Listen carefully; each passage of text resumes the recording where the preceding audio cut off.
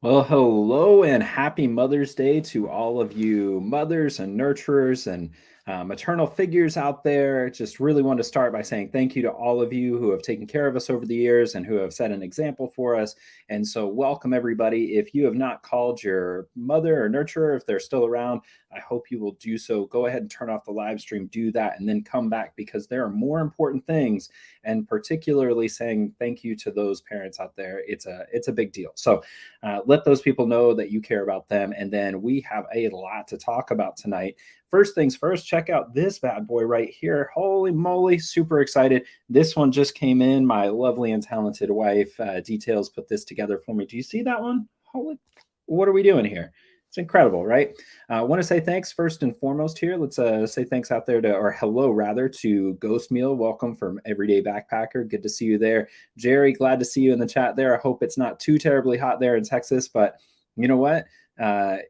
It's summertime. We're heading into some hot months for you there. So get ready, my friend. Really excited for a couple of things coming up in the next few weeks. So let's talk for a moment first about May 22nd. I wish I would have planned a little bit better because this would have been perfect for us to have for Mother's Day, but timing just didn't quite work out. But on I said March again. What is wrong with me today, everybody? On May 22nd, that's 2 weeks from today for the live stream, we are going to be having here Andrea Lanny, author of Uphill Both Ways, Hiking Toward Happiness on the Colorado Trail. I want to give you a little bit of a preview to this one. This Andrea Lanny took off with her three boys and her husband on the Colorado Trail, and they went and did all 500 miles as a group. Their youngest was about 7 or 8, their oldest was 15, and absolutely incredible. The writing is great. I spent about half an hour starting to work through it today, and I got to tell you, it is very worth a read. So if you are not subscribed to the channel, make sure you do so and be ready for that one because she is going to be a really great speaker. We're going to talk about hiking with children, hiking with partners, hiking with groups, all of those. And then also ideas of sort of being happy and what that really means and how do we sort of find gratitude and contentment. And that's a lot of the themes that we find in this book. And she starts the memoir with really a question about what is it, she acknowledges that her whole life is really pretty great overall. So what is it that is missing? And so thinking through that in the book, I think it's something that we can all kind of relate to because nobody really takes off on a big hike like this without having some motivation that's outside. And for a lot of us, it is finding some inner peace and going out to find inner peace that we can't find in our daily lives. So I think this will resonate with a lot of folks here. So make sure that you click that like and subscribe button so you can be reminded of that when it comes out. Second big piece of information here, if you were following in the Facebook group, I want to make sure that everybody knows that we have a meetup happening at Races Brewing Company. Races, make sure you pronounce that effectively. It's going to be a launch party. I'm super excited to be heading out there to Denver and going out. I'm starting on July 1st and making my way down to Durango. And I would love to meet all of you if you are able to come on out. So that's going to be at Races Brewing June 30th at 6 p.m. Come out, and a lot of you are probably taking off on your own hikes as well. So come on out and visit. Make sure you make some friends before you get on the trail, and know that when you get out there on the trail, you're going to see a lot of folks that you're going to be friends with for the rest of your life. So it's a good time to start meeting those people early and getting excited about that as well. Now, we're going to be talking today. We're going to be answering some Q&A, and hopefully we have enough questions to make it through the hour here. And I want to start here with just a sort of a peek behind the curtain. There's no magic to what I do here. So a lot of people ask questions about the trail, and I want to make sure that it's clear that what I'm answering here, these sort of questions and answers that I get, I have hiked the trail twice, and I've done most of the sections at least twice, and some of them 3 times, most of them 3 times at this point. I calculate somewhere in the ballpark about 1,300, 1,400 miles on the Colorado Trail. But really, none of that is nearly as effective for me in terms of knowing what's coming than this here. This is the Colorado Trail data book. The one that you'll find on the Colorado Trail Foundation website right now is the current up-to-date version. It's not going to be updated between now and July when most of us are taking off. So go ahead and scoop a copy of it. It's about $20 to $25, I believe. Might even be $15 for the data book and then $20 for the guidebook. Just as a note, the guidebook is the really comprehensive planning book. That's the one that you're going to get. That's not one you would take on trail, but that's one if you're really interested in doing a lot of resupplies and making sure you have every single detail nailed down. You'd want to get the guidebook and the data book. But the one that you can carry on the trail here is this guy here, the data book. Data book will have within 1/10 of a mile where different water sources will be. It will also tell you where the big climbs are. It will tell you, if you know how to read it, where you're going to get above tree line. So it's really instrumental, and it's super helpful even if you're planning to use far out or gut hook. Far out and gut hook are really great, but the data book is especially good for looking ahead and looking down trail. For example, there are a handful of places where we are going to start to see some, we're going to start to see some dry stretches or some big water carries. So if you're not looking and you don't know to look in far out for those, you might end up 3-4 miles away from the water source behind you and not realize that the next one is maybe 8 to 10 miles past that or even farther than that. So the data book is a really great source for you if you are looking for that. Now I'm seeing here in the chat, I want to say hello there. We've got LG. I've also noticed there that we've got Doc Watson here. Doc, welcome to you. Glad you're here tonight.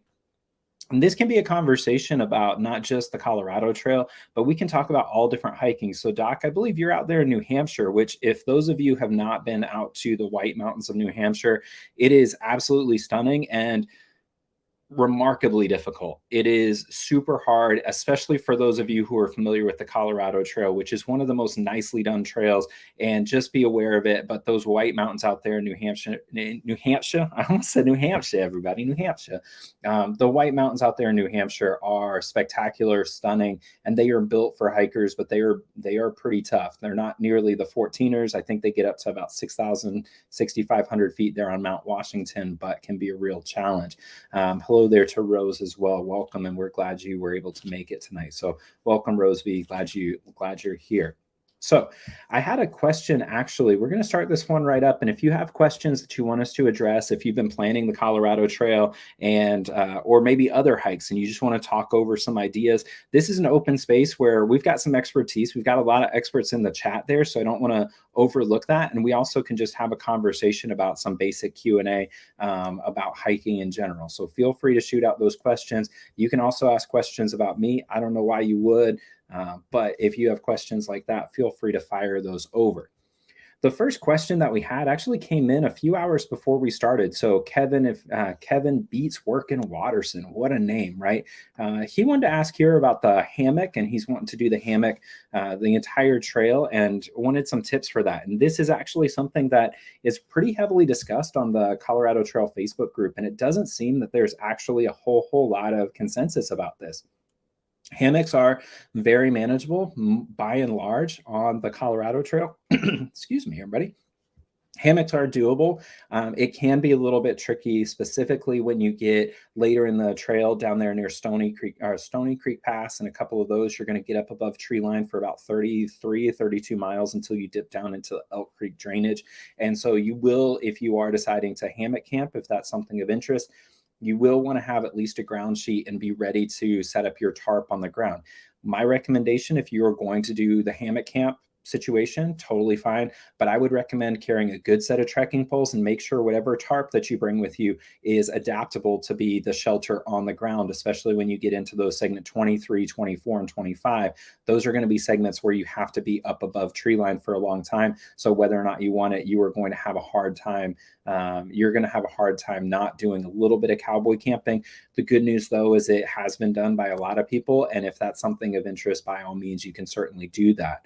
Stop for just a moment here. And I want to say welcome and happy Mother's Day to Debbie of Mad Hippie's Life. Welcome. I'm glad you all were able to make it here. If just as a note, when you're planning the Colorado Trail, if you are looking for great videos, I've mentioned this a dozen different times, and I'm going to say it until the day I die. You need to check out Mad Hippie's Life videos of the Colorado Trail. They're absolutely pleasant. They are really nice to have on while you're working and planning. I would almost say that these would be the perfect thing to have on while you are doing some trial runs, putting your packs together. So just as a note, these are really incredible videos. And Debbie of Mad Hippie's Life, just a happy Mother's Day to you. I hope that you got to see and hug your family today. I hope that was a good day for you.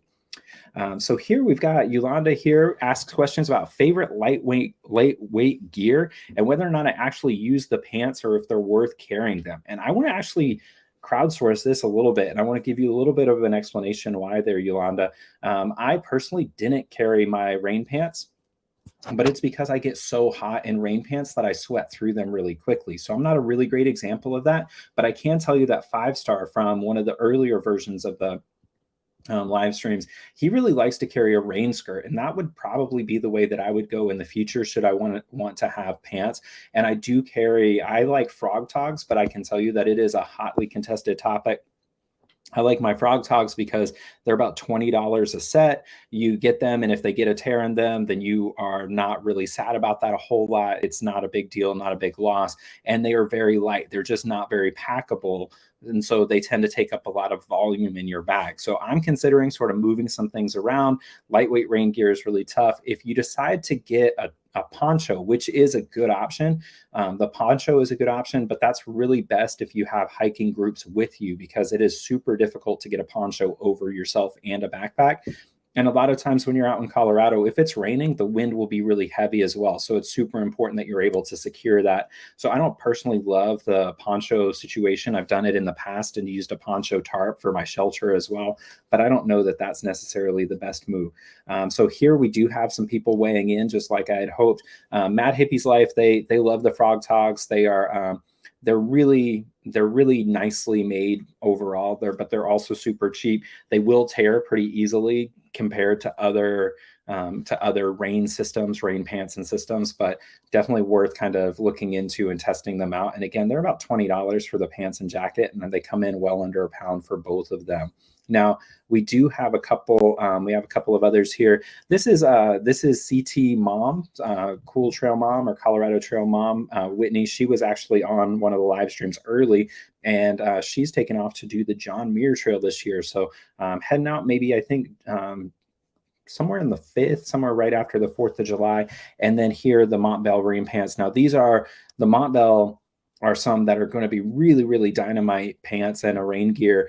They will also be much more expensive, but they'll be much more resilient to tears. So if you get them hooked on something in your pack when you're pulling them out or on a tree, the Montbell will be something that you buy with the idea that you are going to keep them for a long, long time, because they are as good as the price tag would imply. I want to go back up here, and we have a couple of questions here. So Doc Watson talks about rechargeable headlamps and night hiking, and this is something that is really a favorite for a lot of folks on the Colorado Trail, is doing some late hiking. For me personally, I love doing early morning hiking. So I personally think that having just one has been really effective for me. And also when I start hiking, I tend to actually turn it off and let my eyes adjust, especially if it's a clear night or a clear morning. And so I find just one would be fine. I've not had any experience with the rechargeable one, so I would encourage anybody here. I know that there were a couple of people chiming in. Jerry from Tangent Trails made a comment, looked like it was really pretty decent, or had some ideas for how to carry that. I think here he says carries a small pocket flashlight, and that one's fine. I think that would work pretty well too. And then also, I've found typically on the Colorado Trail, when I carry my basic headlamp, I don't really have any problem with it running out of battery power, because I don't tend to use it a lot. I tend to hike early in the morning and then stop by nighttime, and by 8 or 9 o'clock, I'm usually too tired to be awake anyway. This one goes back a little bit to the rain jacket situation here. I can tell you that details from Girl Plus Dog Adventures, when she talks gear, she knows everything about it. So this I would take absolutely to heart when you hear this. 3L Helly Hansen shell, and this is actually really good for wind protection. I think that's actually a really good point there, that we have to be really cautious of the wind, because we're going to see quite a bit of that when we get out there on some of the higher elevations, especially later in the day, even when it's not. When you're out there on those higher points, the more exposed points, you're going to get a lot of wind. So say Hope Pass or something of the sort, you're going to see plenty of wind where you're going to want to be able to sit around. But if you have on a jacket that's not sort of a windbreaker style, you're going to be struggling a little bit. Let's go here to Dakota Rose. Talks about chatter about camping at trailheads and looking for some insight on bears. Now, this is one that I care pretty deeply about, specifically because the contrast between the John Muir Trail and the Colorado Trail couldn't be bigger. I mean, the differences between the two. because the John Muir Trail is so heavily trafficked and people have been so bad about taking care of their food, and also there's just so much pressure on that area, that we have to be really cognizant of that when we're on the Colorado Trail, so we don't end up in a situation where we have to carry bear canisters, because I can tell you that that's not what we want, right? For a number of different reasons. We don't want to have to carry the bear canisters. That's true. But also, if we get to the point where we're carrying bear canisters, that means that we have put a lot of bears in harm's way. We don't want to do that. So I love the question, because I think that here we are asking the right questions to make sure we don't do that. So Dakota Rose, I'm grateful for that question. Here's what I will say is that the only bear chatter that I've heard, there have been three big sort of spots where you're going to see this a lot.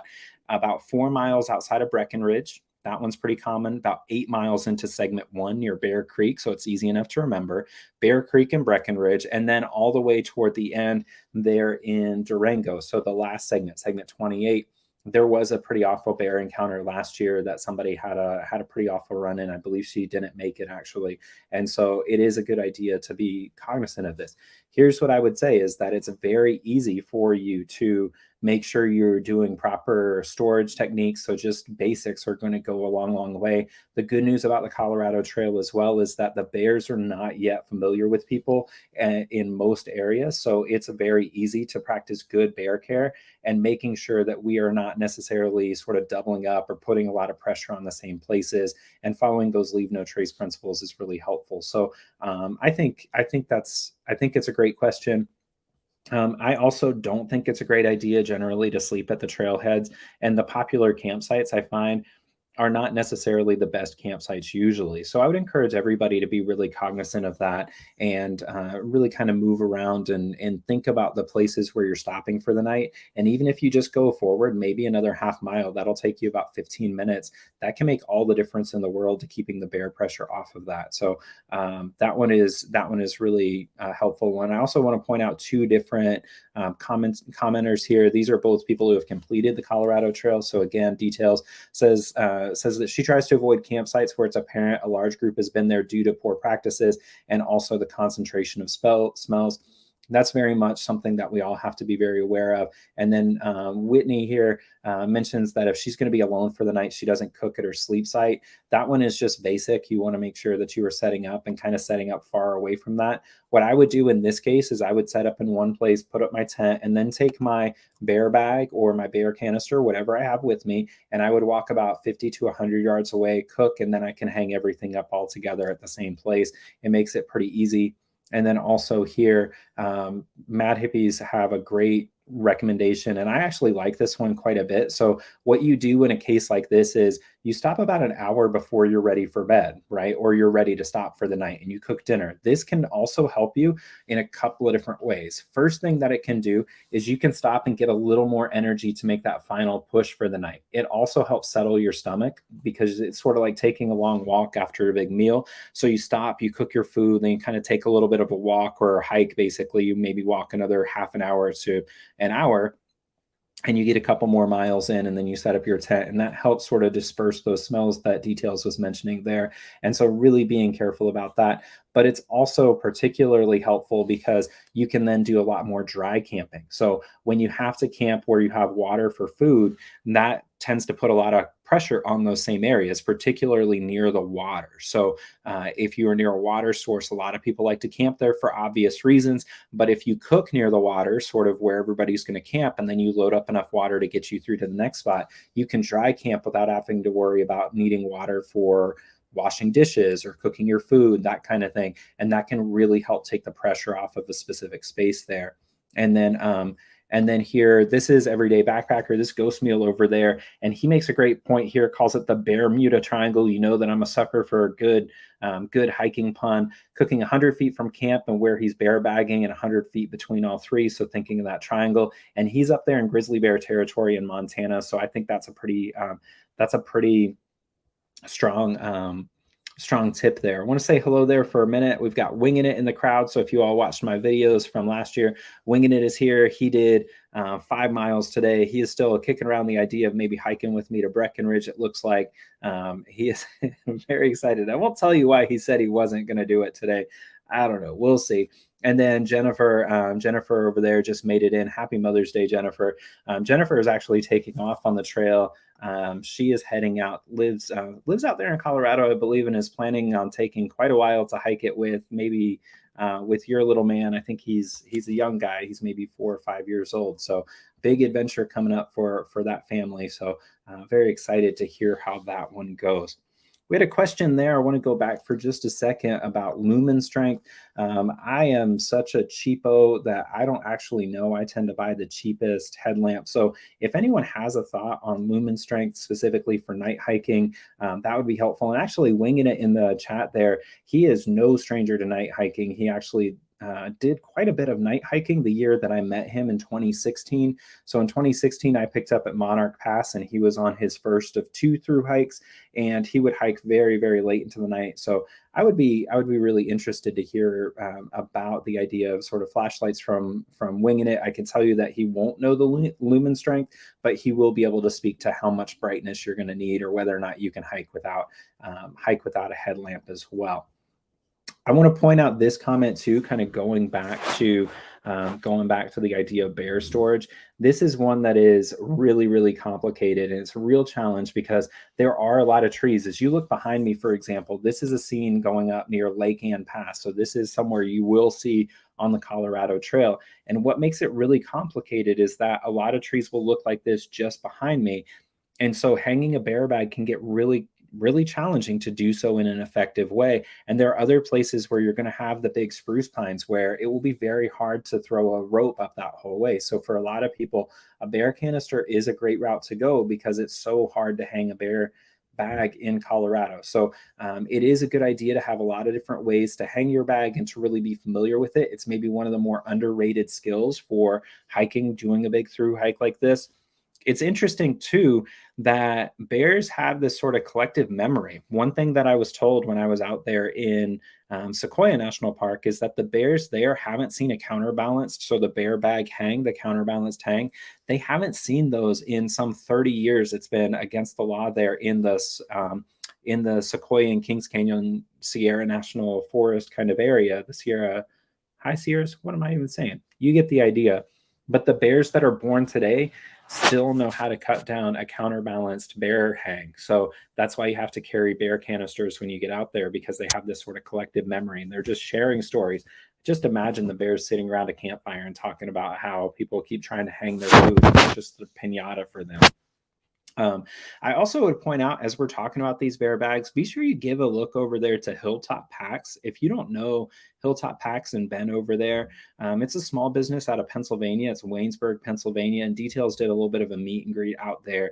But they will make you a custom bear bag, and you can print anything you want. So if you want a photo of me making a weird face, you can get that on your bear bag, and that will certainly scare away bears. It'll scare away anybody. It will make you the talk of the town. So small business, really love supporting them, and take a look out there at their stuff if you're interested in that. And you can also consider, if you're not going to do a bear hang, or if you are going to do a bear hang, you could consider the Ursack. And then this is a really good option because a lot of times you're going to have a hard time hanging the bear bag, even if you have trees around. So as we're pointing out here, so really, really important to consider that. But I also, just as a note, a lot of people worry a lot about food storage. And I just want to set your minds at ease that as long as you are being cognizant, you're going to be fine and you're going to be able to do a good job taking care of your food. So don't panic a whole lot, and don't sort of think that your whole day is going to be consumed with trying to figure out exactly how to hang bear bags, that sort of thing. The cool part about this hike, and about any hike really, is that you're going to spend some time in the woods and you're going to figure some things out. You're going to run into some challenges, but you're going to be fine, right? You're going to figure it out. It's going to work really well, whatever you decide to do, because you're going to be prepared to do it. If you're asking these questions now, you're going to know how to handle it moving forward. Everyday Backpacker here actually works in the outdoor space and really understands a lot of gear. So 200 to 250 lumens looks like this. And also, that's a really interesting point you make there about the different lumens are very different in terms of their delivery. So very well worth buying your gear from a place that has a good return policy and testing it out a little bit.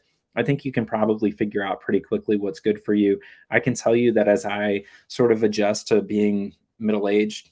Am I middle-aged now? I hope not, but probably feels a little bit that way. I can tell you that it's harder and harder for me to see at night and see small things. So brighter is always better, and really trying to figure that out. We're getting a lot of love here, by the way.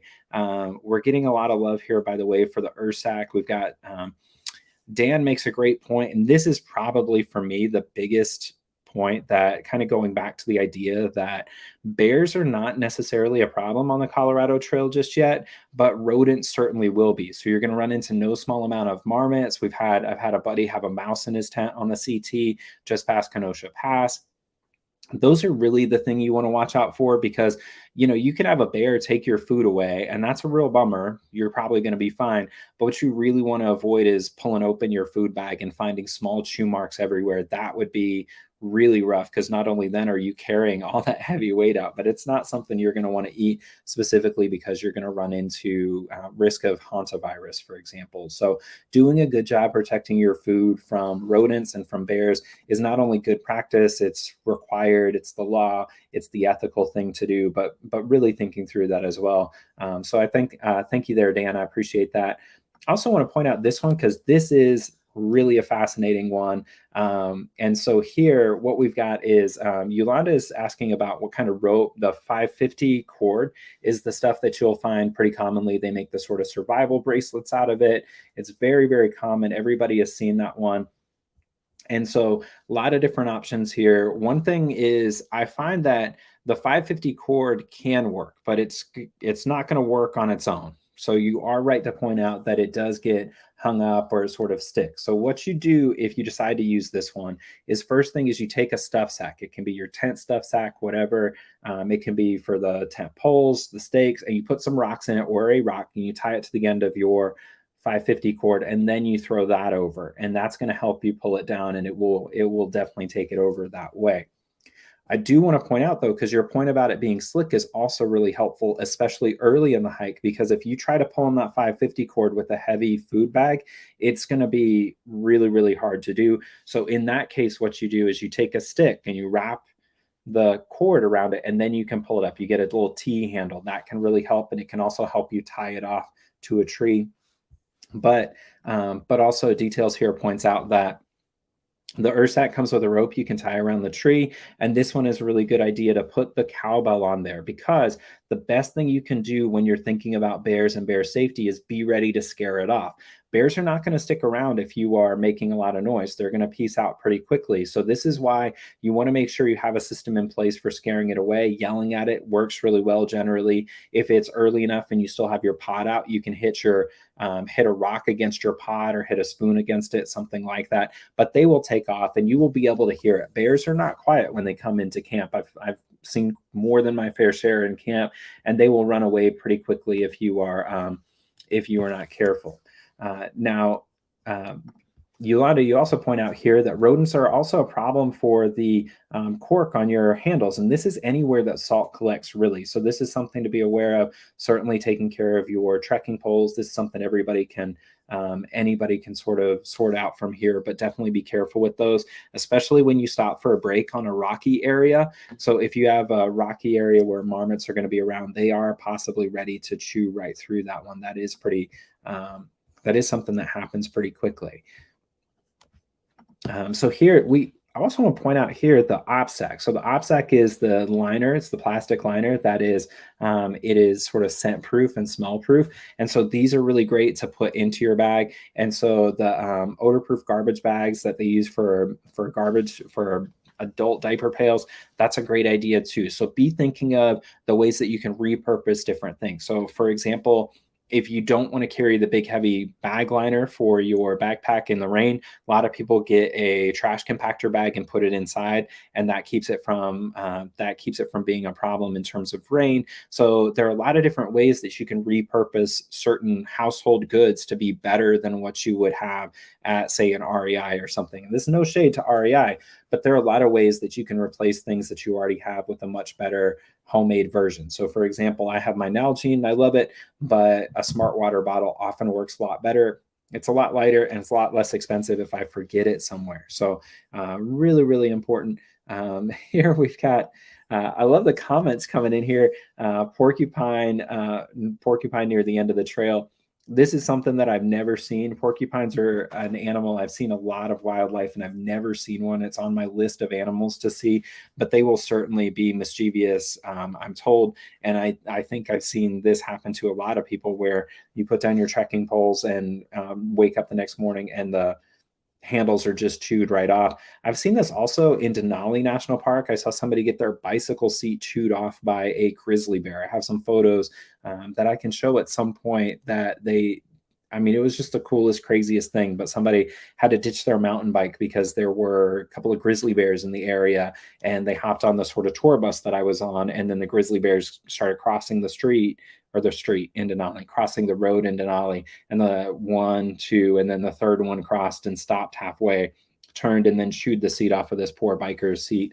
But they really love anything with that salt. It's the real deal. It really will. They really will go after that for sure. We've got a couple of others here. Someone stole their socks. Dakota Rose. Someone stole their socks out of the boots in the vestibule. That sounds awful. That sounds really rough. If you've not read A Walk in the Woods by Bill Bryson, there's a great scene where they show up out there at a shelter in Shenandoah National Park, and there are a bunch of college kids who have taken up the shelter just as an overnighter, and they're being drunk and obnoxious. So in the morning, Bill Bryson steals the shoelaces from the group, and it's pretty funny. I don't recommend stealing shoelaces from anybody, but if they're being loud, it's kind of on them at that point. Welcome, Salman. Good to see you there. Glad to see you coming in here. And I've enjoyed some of the photos you've been posting to Instagram there. Salman is here. If you don't know him, check out his Instagram. He takes some really great macro photos and does some really great, the macro photos, for those of you who don't know, are when you take the really beautiful pictures of small things really close up. And they're pretty terrific as well.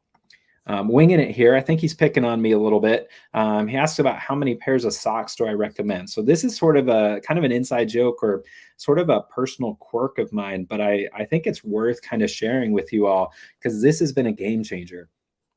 I carry a fresh pair of socks for every day I'm on trail. I know that's way too much. I know it's overkill, and a lot of people get away with 3 pairs, 2 pairs. What I can tell you, though, is that I switched over to trekking poles, which allowed me to switch to trail runners. And at that point, I was able to pare down my socks as well. So I carry a fresh pair for every day. And it is really, really dynamite because now I know I don't get blisters nearly as badly. My feet are nice and fresh. So I just buy a nice-ish pair of socks or a 6-pack of socks, stuff them in my bag. And then whenever I finish with the trail, I'm game over with it. I throw them away, and sort of tradition there. So maybe my new trail name will be Sockbox. I think that's terrific. And then I tell you, on this Mother's Day, I made out like a bandit. I got a new hat here. I got a bunch of new nice socks from Details there. And I tell you, I've got so many. It's just been a good day, right? So anyway, I do think that that's the case there. Tell me here, let me ask you all, when you're thinking about the trail, what are exactly your plans when you get to Durango? So this is something that shows up. So kind of calling on the value of the community here, or at least the power of the community. A lot of people who are going to watch this later, they're really concerned with what they do when they get to Durango. And this is admittedly a real challenge. Now, there is the Frontier flight that leaves Durango a couple of days a week and goes back to Denver, so that should help some people. But I'm curious what people have done in the past or how you've navigated those waters, because I think that would be pretty useful to people. And then tell me as well if there's any piece of gear that you found really surprisingly useful on the trail that you think somebody who is starting the trail needs to have on their radar that they might not be thinking, sort of like those extra pairs of socks. I appreciate this one, Ghost Meal. Ghost Meal is really, he's sort of the champion of making sure that people feel like they're not being judged on trail. And I think that's an important part of this community here. He says, if it works for you, carry as many as you want. Backpacking is not a competitive sport. Carry what you need. I think that's spot on there. And I think that is I think that's an important sort of mentality. So not just for us going in, thinking of what we're carrying for ourselves, but also making sure that we are thinking through the way that we're treating other people, and that they're hiking their own hike, we're hiking our own hike. And some of us might have a smaller pack than others. Some of us might have a bigger pack. Some of us might have different needs. And so just making sure that we're making space for everybody. And here Jennifer points out that eye drops and tweezers, those are dynamite sort of bonus items to be thinking of. Tweezers are absolutely helpful in a lot of different respects while you're out there on the trail. And then eye drops are one of those where I think a lot of people don't think of it. For me personally, I wear contacts in my daily life, but I'll wear prescription glasses and sunglasses and kind of go through without saline solution. But having those eye drops is really helpful, especially segments 17, 18, and 19, where it's super dry, really dusty. So you'll have a little bit of an issue there if you don't have eye drops. So taking those along, I think, is really smart and good looking out. This one is Mad Hippie's talking a little bit about the idea of what you do once you get to Durango. I've done this too, so I like the idea of thinking of it as an accepted cost. Renting a car and driving back. It's also really interesting to think of that as a way that you can kind of spend that time reflecting on your hike, or maybe stopping along the way. I've seen that for a lot of folks, but I think the idea of accepting it as a cost is important. So sort of the spirit of some of the questions that I've seen often when people are asking about Durango is sort of, how do I do it without spending any money? And the truth is, it's not likely to be that easy unless you're willing to hitchhike entirely back to Denver, that you're going to have to budget in some type of expense. And it could be renting a car, could be renting a hotel and waiting for your flight. It could be taking the Mustang, and you can take the Mustang from Durango, but it's about 10 to 12 hours, and you have to take it up to Grand Junction and then take it all the way back to Denver from there. So thinking of it as an accepted cost, I think, is really helpful, because then you can budget for that. And then also here, CT Mom says lives in Golden. And then she brought back other people with her. And I love this idea of starting to think about it long before you get to Durango. So start thinking, you know what, maybe I do have a budget for getting back to Denver, but maybe if I have a Tramily, I can start figuring out some ways that I can get back based on what their plans are. Maybe you can pool together and figure out a way to get back together. So I think that's really a smart one. I've had that work for a lot of people in the past. And it's nice because it's kind of like hitchhiking, but you're also sharing, or you feel safer because you spent many days with those people. And so that can be a really helpful tip to kind of make you feel a little more comfortable. Now, Details here talks about carrying nose spray on the trail. And so that one is really great, especially if you're worried about sleeping well at night, because you will be able to hike a lot throughout the course of the day. And then when you lay down to go to sleep, your nose will just clog up and it will swell up, and you will have a hard time breathing there. Now, she has a very specific type of nose spray, and it's the Walmart brand from Equate that has some sort of specific phenylephrine, and it works like magic. So you take a couple of squirts in the nostrils before you go to sleep, and you'll be able to sleep and breathe and not have a hard time sleeping like that. So be sure you carry that. So here we've also got the idea of an electric rechargeable pad inflator. That is fancy, but I respect it specifically because of the asthma.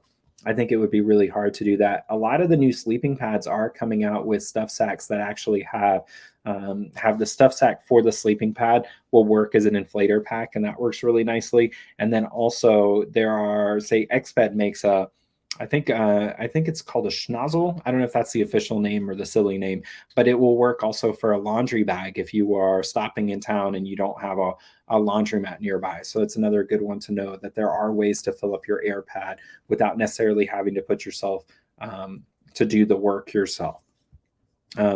Ghost meal is the official scientific name. It's phenylephrine, and here it is. Looks like the actual one.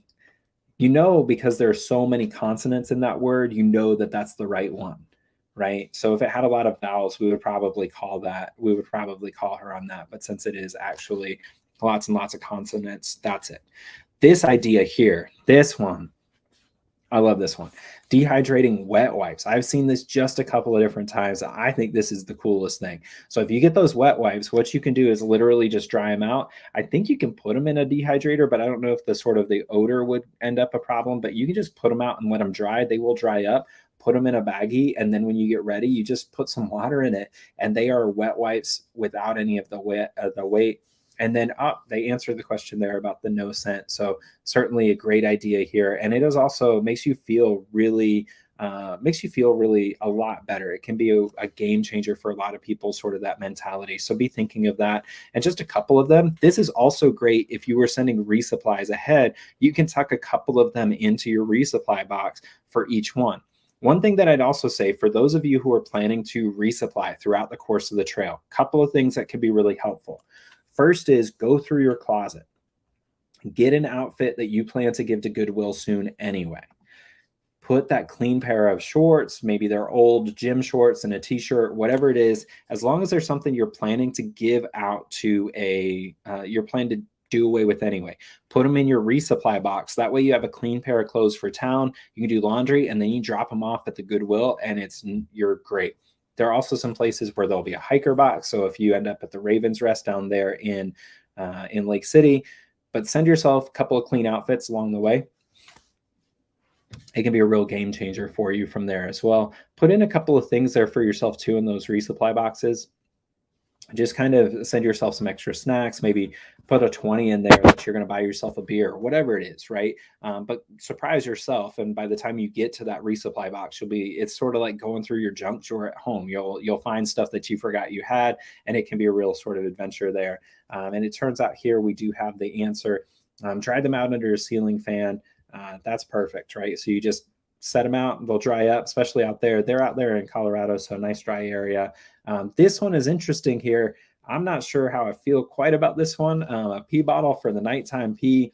I think if that works for you, I say go for it. I feel like if I tried that, I would end up just, I don't want to get too graphic, but I feel like I might end up covering the whole place just on accident, being sleepy and with poor balance.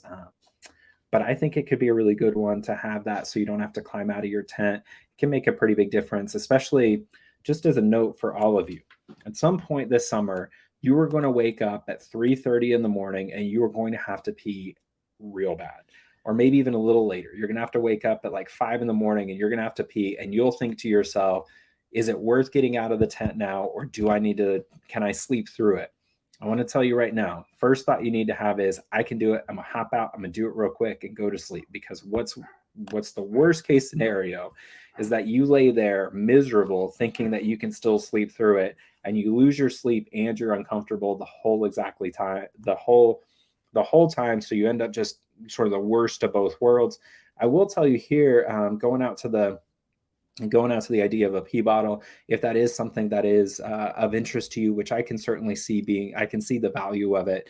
And so here, if you use something like the Tinkle Bell, those will work really nicely to make sure that you keep everything clean and you don't end up messing up anything in your tent, or actually having to clean up everything in the middle of the night, because that could be a really rough one. LG here asked a question about changing out shoes midway through or using the same ones. This is a great question, and I'm not exactly sure. I tend to use the same exact pair when I go out there, and I'll go the whole summer with it. And so as long as my shoes hold up, and I have a tradition then of when I get to the finish line, I will throw my shoes away. So it's sort of this tradition where I got to Yosemite on the John Muir Trail, threw a pair of shoes away, or got to Durango last year, threw them away in the trash.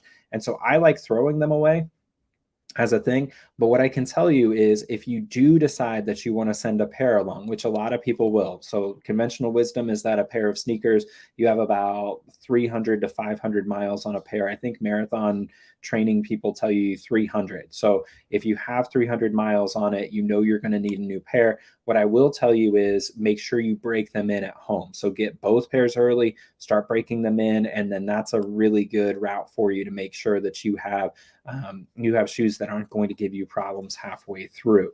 Got a couple of them. This is just, I did not expect that peeing would get such press here. So here we've got the idea of a wide mouth bottle like Gatorade. We've got 2 people voting in here with the Gatorade bottle with the large opening there. I think that could work. Maybe I'll give it a try. That sounds really interesting to me. So we'll see how it goes. So here, and we've got apparently little guy here figured out how to use a Gatorade bottle. And I also think the idea here of having that, being able to sort of pee real quick and hop back in your sleeping bag, will make a big difference. Sleep is absolutely essential for being great about your morale and keeping your morale high. So 2 things that are important about that. One is I like to carry a couple of Benadryl for the first couple of nights on trail so that I can sleep, because especially if you're new to backpacking or you haven't been doing a lot of hikes and you don't feel super comfortable just yet out in the woods, taking a Benadryl can help you sleep and make sure that you are getting that full rest, which will keep your morale high, which is really important when you're on the Colorado Trail, because day 3 or 4, when you hit segment 4, is really, really tough and your morale will really start to crash a little bit. So just be cognizant of that you want to protect your sleep. So taking a little bit of something to help. And then I've said this one a lot. This no surprise to anybody who's watched this channel. Carry a really good bar of chocolate with you so that you can have a bite of chocolate when your morale starts to dip. It is absolutely helpful for making sure your morale stays high, because you're going to hit some highs, you're going to hit some lows, but just be aware of that as well, that a good bar of chocolate can be helpful. So here, stumble in the dark, enjoy the sounds of nature with the water bomb. I tell you, I don't even know. I don't know what's wrong with you all today. I set out here, I want to sit and talk about gear, talk about the Colorado Trail, and everybody is ready to talk about peeing and waterfalls. If you like it, I like it. We'll just be the P YouTube channel. That's it. Hey there, everybody. The Snack Box come to you here from the urinal at Wrigley Field. We are here testing out new urinals. I don't know what's going on here, everybody, but I'm grateful for everybody here throwing out everybody here. Jody here says it's George, but I believe he goes by Jody. Correct me if I'm wrong there. That's what Nalgene bottles were designed for. Absolutely quite possible. It is worth also remembering here that when it's cold at night, if you take a Nalgene bottle like this, but especially the older sort of old school versions, you can put hot water in it and then wrap a shirt around this and put it in your sleeping bag, and it will help you get through those colder nights. And then in the morning, you already have some warm water as well ready for you. And then, great. Thank you, Jody. I'm glad you mentioned that. You confirmed that. Do be aware here that Doc Watson points out that being really careful about those guidelines. That's why they make them reflective, because they're very easy to trip over. But be very careful, especially because when you wake up in the middle of the night, it's when you're going to be sore, you're going to be really tired. And so be super cautious and just remember they're there. I don't know what the trick is. I don't know if maybe you put a little zip tie on your zipper to remember, like, all right, when I see this zip tie, it means I got to watch out for guidelines. But it can be very, very hard to, it is really hard to find those stakes if you kick them loose. And then those guidelines, they're holding your tent up through some pretty heavy wind. So if you trip on them, you might stumble. It might be a tough one for you. So be super cognizant, cautious, cognizant. How many times can I say cognizant here? Let's ask here, CT Mom here talks about first aid. And so I want to this is my confession to you all. I'm not great with this. I'm not super great with this one. I tend to carry maybe some Band-Aids and some Leukotape and maybe some nail clippers or tweezers, but I don't do a great job here. But I would sort of crowdsource this one. So I would be interested to hear what everybody has to say. I'd also recommend taking out some Advil or ibuprofen if you're able to take it, because you will find this, they call it vitamin I or vitamin X, short for Excedrin. So taking lots and lots of Advil or ibuprofen out on trail is really helpful. Something that is an anti-inflammatory will be super helpful if you start having some joint pain or issues. Now, again, I'm not that kind of doctor, so do your own due diligence to make sure that you're careful with that. But I can tell you that if you have lots and lots of ibuprofen, you will be a hero on trail. Also, it's worth knowing that my favorite piece of gear for hiking, and especially a long hike like this, is Leukotape. So Leukotape is, it's basically like the sticky Band-Aid part of the Band-Aid, so sort of canvasy. So I'll put it up here, the spelling of it. So Leukotape, you can buy it for about $7 off of Amazon, and take a roll and take it out with you, and it'll help you prevent blisters. You just pop it on some blisters. That will help you keep the hot spots from getting worse. If you start getting blisters, it will keep it all together, and it stays stuck to your foot through rain, water, you name it, sweat, miles. Once you put it on, that blister, wherever you're putting it on, it's going to stay on until you're ready for it to come off. So Leukotape, I can't say enough good about it. It's just absolutely really helpful. And here, vitamin I, there we go. Band-Aids, cortisone. and Benadryl. Those are really good ones. So cortisone and Benadryl, especially through segments 9 and 10. So if you're new to this channel, segments 9 and 10 over there near Leadville and Tennessee Pass, those are the only spots that are notoriously buggy. So when you get to the Holy Cross Wilderness, having some cortisone will be really, really helpful. And so be really careful about your bug protection going through there. Most of the rest of the area will be fine. That you're not going to run into a whole ton of mosquitoes overall on the trail. And also here, let's go to this one, Doc. You make a great point there with Tums, Rolaids, Imodium. So tummy issues are absolutely common, especially if you're going out there and you're doing a lot of mountain house meals, which, side note, I don't personally recommend a lot of mountain house meals for a variety of reasons, being cost and space, and then taste and stomach issues. I find them to not be super great, but taking some of this will be helpful, even if it's not for you. That's a really beneficial sort of thing to have in your bag for somebody. And then here, chewable kids meds if you're taking little ones out there. Zyrtec is really good for those allergic reactions. This is where being prepared and making sure you know exactly what exactly what you might need, those allergies, what you're allergic to. And then here, the Adventure Medical Kit, 0.5, and then hydrocortisone extra allergy. I can tell you that this is that would be really useful, and it's small. It packs to about the size of like a small orange, somewhere in there. And then needle and thread. Those are great tips actually for, especially if you have the needle and thread. The needle is good if you need to pop a blister or something. The thread is great as well if you end up tearing a bag or you have some hole in something. Having something to stitch that up. It's not even just first aid. And so it's just a good one there. Thank you, Dan. I appreciate that. Yolanda here, let's talk about this one here. I want to crowdsource this a little bit, but Yolanda, I want to talk you through a couple of my favorites.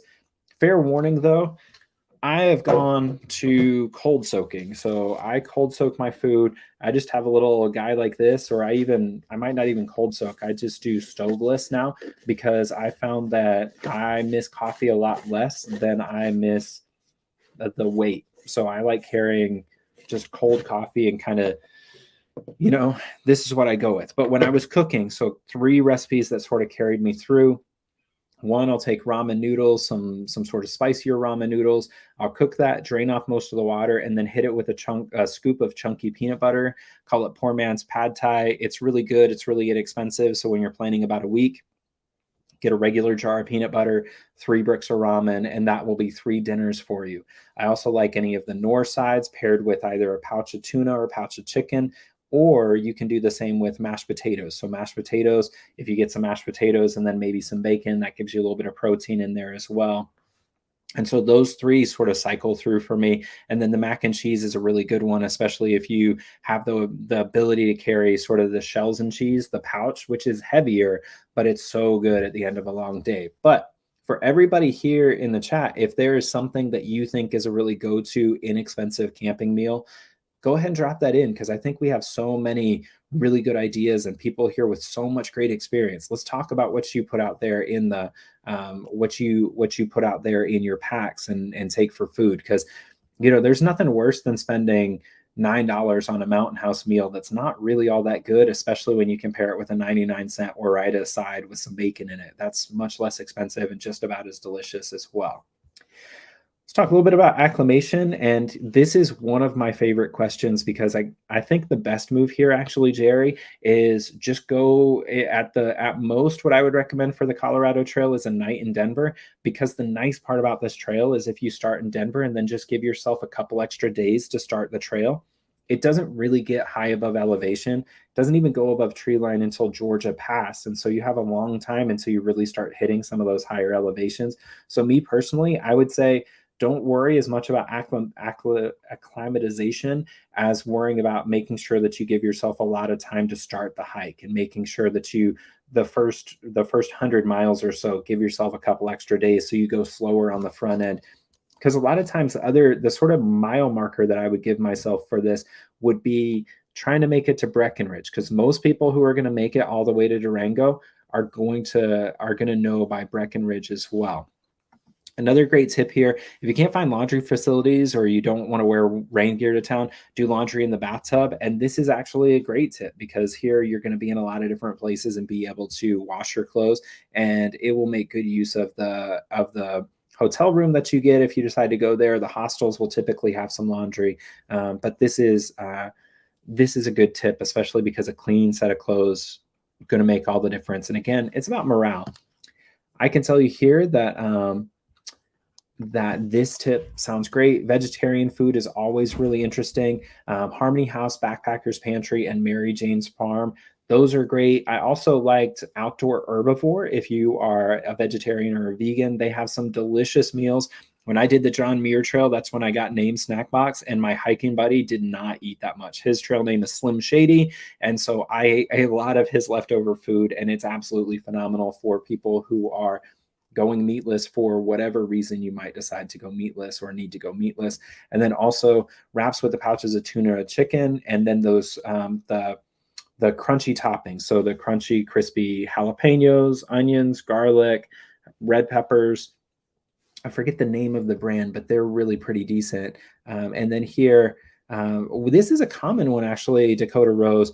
Struggling to eat on trail, broth packages, those are really helpful. You can take, if you take some broth pouches or even some of the bouillon cubes, that's a really good way to go to kind of spark that. And just making sure that you are cognizant that you were going to struggle. Many people are going to struggle early in the hike to make sure that they're putting enough food in their bodies, but it's very important on the front end, because if you can't get that food in your body, it's going to be a hard day for you.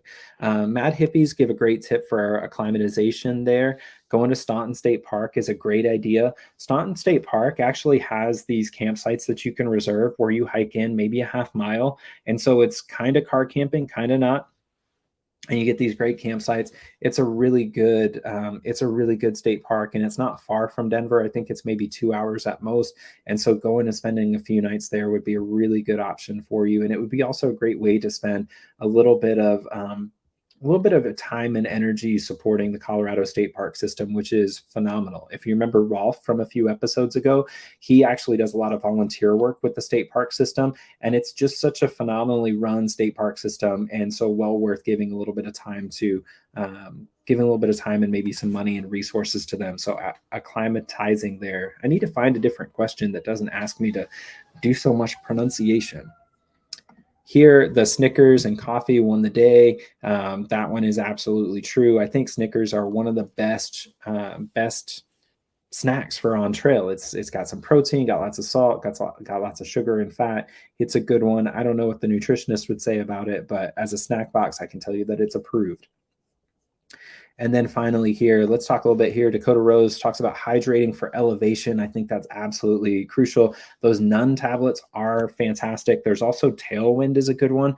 Tailwind actually has some caffeinated versions. So if you're like me and you end up going stoveless, then having a little bit of a caffeinated electrolyte mix is a great idea for making sure that you don't end up with a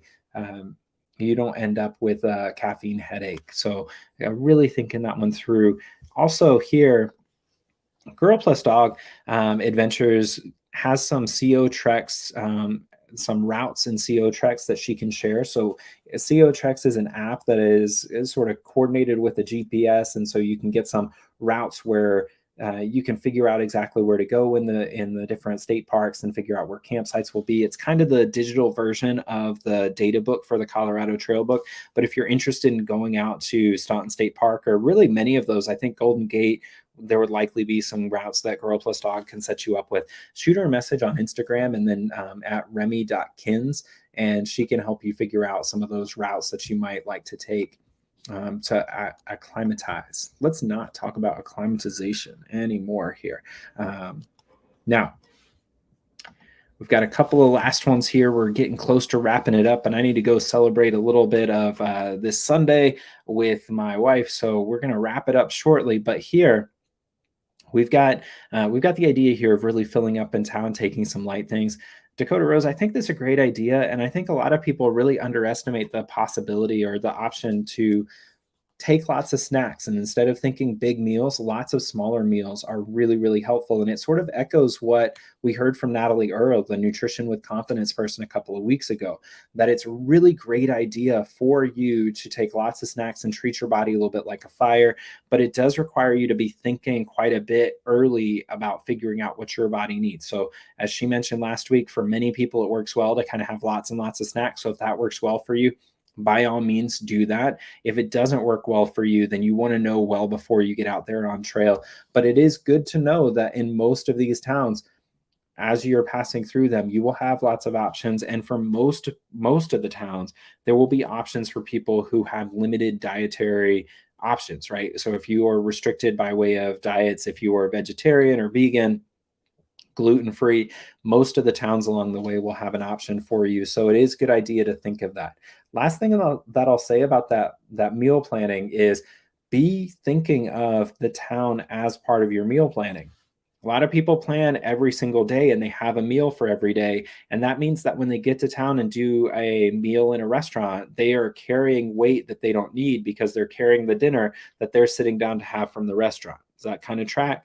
So be thinking, if you know you're going to pass a town on your resupply, leave one dinner out. Or if it's going to be when you pass through, for instance, I pass through Copper Mountain almost every year I've done this. I pass through there in the morning for breakfast. And so I get down there and I have breakfast. So that means if I know I tend to get there in the mornings, I can leave behind some of my breakfast food and then make my way through. So remember that you will go into town. You're not heading off into the wilderness and not seeing any civilization for the next month. You're going to pass plenty of towns. So if you're doing a lot of planning, remember you will have options to resupply. And worst case scenario, say you get to Copper Mountain and you left your breakfast at home, but you get there at lunchtime. Doesn't matter. Eat your lunch and then get there and get something different. You're going to be fine. But don't carry extra food if you don't have to, because again, that descent is going to be really rough. Well, everybody, listen, we are right here at an hour. If we have any last questions, I'm happy to entertain them. But I want to say thank you to you all. I want to say happy Mother's Day to all the mothers out there who have taken care of people or nurtured or mother parents. Any people who sort of fill that role, I think we can think broadly about this. Be sure that you send them a thank you. Be sure that you tell them that you care about them and thank them for all their hard work and effort. I think that's a really important one for all of us to be grateful and really sort of reflect that gratitude that the trail and hiking really brings to all of us. And if you're not grateful for the opportunity to hike and you're not grateful for the people who gave you the confidence to get out there and try that in the first place, then what's this all for? So say thank you to everybody. Get out there, love on somebody. I don't know what I'm talking about. I'm just happy that you all are here. Take care, everybody. This snack box out. Oh, last one. Side note. If you don't have the new Outside Comfort Zone sticker, send me a message on Instagram at Backcountry Champion, and I will get one in the mail to you right away. And if you are interested in having a postcard sent from somewhere along the trail, send me a message with your address. Even if you already got a sticker before, say, hey, Snackbox, send me a postcard from somewhere on the trail. And that's my plan this year when I'm hiking the trail. I'm going to be sending out postcards as I hike the Colorado Trail and doing a couple of live streams as well. And I would love to send you a postcard from, who knows, Buena Vista, Salida, Lake City. I'd like to say thank you to you all for being so great to me and being just the best people that anyway, I'm just grateful. All right, everybody. Have a great night. I'll talk to you soon. Take care.